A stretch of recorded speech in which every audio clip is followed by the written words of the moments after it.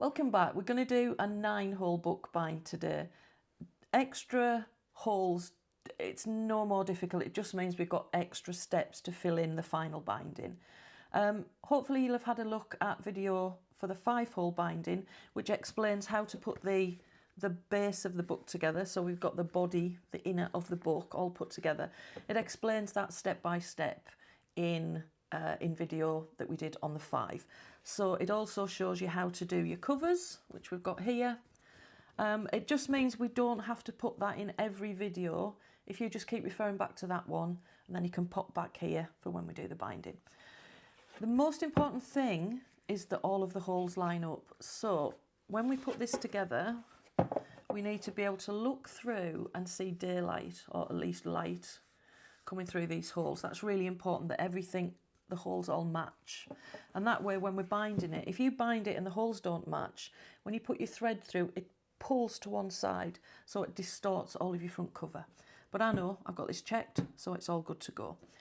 2 things I need to get going. I need a bulldog clip or any clip like that, and I need a little piece of paper like that.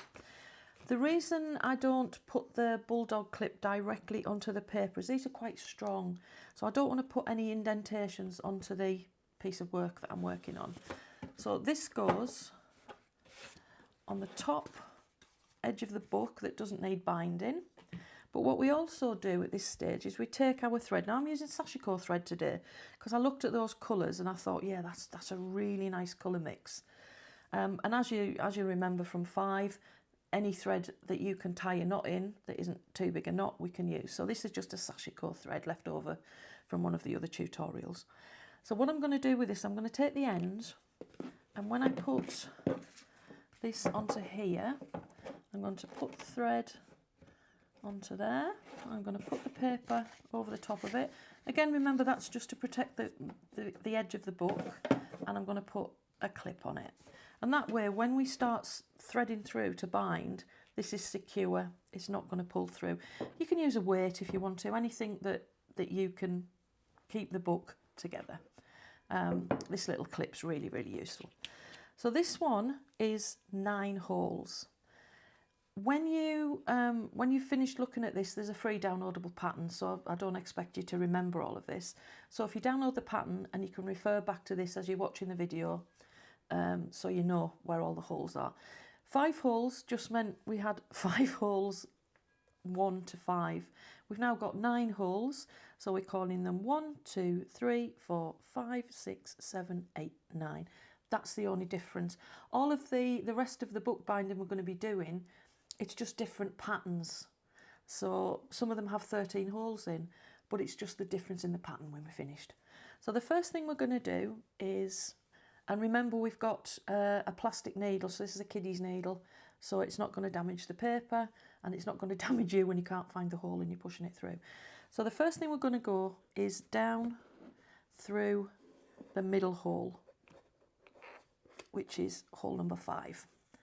So we're going to go down into hole number 5. So you see, if this wasn't connected, that would have popped out already because it's slippy. Then we're going to go under the book, and we're going to come up at hole number 4. So we're going to come straight up at hole number 4. We're going to go around the front and back up at hole number 4. I'll put it nice and gently until we get it in. Straighten them as you go, just makes life a lot easier. Keep them nice and tight, but not so tight that you're going to be bending the paper. We're now going to go over to hole number 3. Sometimes you see me pause for a minute. That's because I don't know my left from my right. As people on my tours will testify, there's always a pause after I say, let's go left, ladies and gents, until my head goes, right, that's left. And they all wait until I put my hand out so I know which way we're going. No word of a lie. So what we're going to do is we're now going to go up into number 2. So we're going to go up into number 2. And you see, because the holes all match, this is so easy. Put it nice and tight. And then we're going to go down into number 1. So down into number 1. Now what we're going to do is we're going to go off the side and round and back down hole number 1. So hold your thread here and go back down into hole number 1. And this is giving you your corner binding. So straighten it up. The amount of thread I've used, I use extra. So I've used 4.5 times the length of the spine. I like to make sure I've got plenty, and a piece of thread doesn't cost anything. So I'd rather have more than less and get to the end and realise I can't tie the knot because I've only got a tiny amount of thread left. What we're going to do now is we're going to go down, which is where we are. We're going to cut up round the front and back down into that hole again. So you can see what that's created. It's created a corner bind. So 2 pieces in the corner, and that's what holds your book together really nicely. We're now going to go back up into hole number 2. So I'll move that, I'll keep moving it. Hole number 2, and you can start to see sort of a house shape pattern forming. We're going to go down into number 3. Every one of these steps is written step by step with numbers. It's not just words, there's pictures and diagrams that actually explain this. So don't worry about this at this stage. We're then going to go round the front and back down into number 3. You see the pause? Then we're going to go back up into number 4. So you can see this lovely pattern. So we've got a block, a house and a block. So we're now going to go back down into number 5. And we're going to start the process again, but in the other direction. You can work in either direction. The instructions work from middle to left and middle to right, but you can quite easily do that if you want to go in the other direction. It doesn't matter because each side is symmetrical.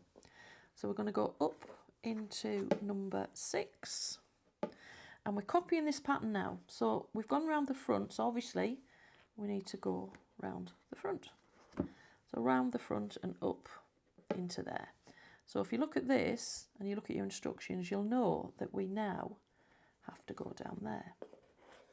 One of the reasons I chose this thread is it's variegated, so you get a lovely rainbow effect as you're going along. So we're going to go round from underneath, back up to the top and back down into there. Now you can see this one matches this one now. Then what we're going to do is we're going to go up into number 8. We're going to go down into number 9. You can do this in 2 minutes once you've got the rhythm of it. Then what we're going to do is we're going to go around the side and back down, keeping it all nice and neat. Then we're going to go around the front and back down again. We're nearly there. We're then going to go up. Oh, got my needle. We're going to go up into number 8. A nice thing to do with this is if you have these holes just on a piece of cardboard and just practice with different threads, different thicknesses, and you'll find you can start adding extra holes in and you can start to make different patterns. So you can just practice on a piece of card that's got some holes punched into it. So we're going to go back down into number 7. Unthreaded my needle. Luckily it's a nice big eye.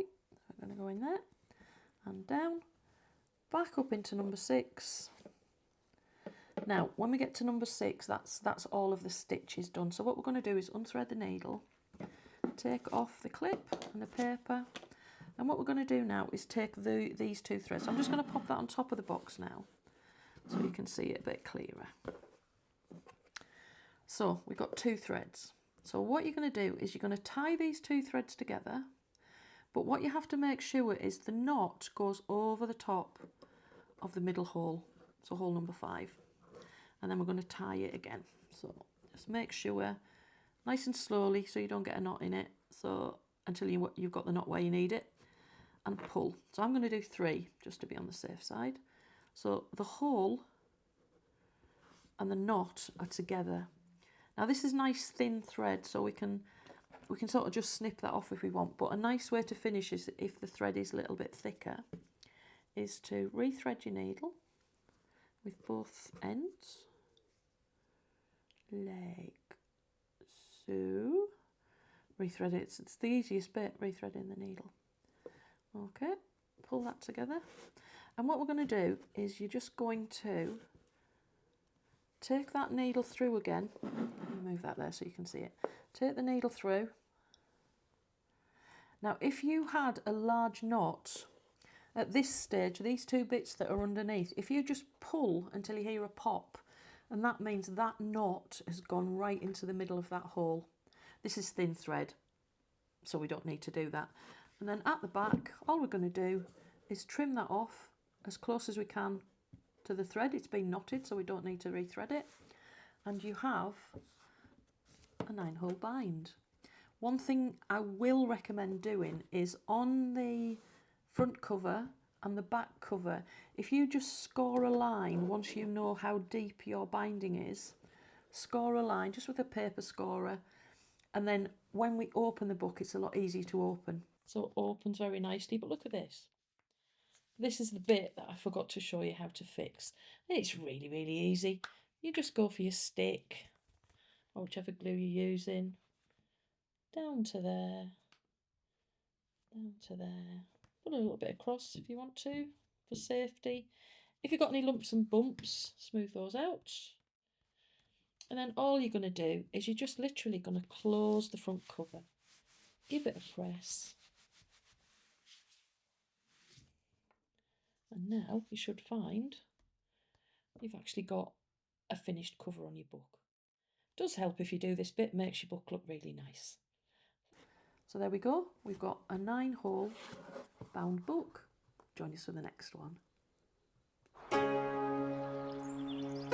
We've got loads more projects coming soon. Subscribe so you don't miss them.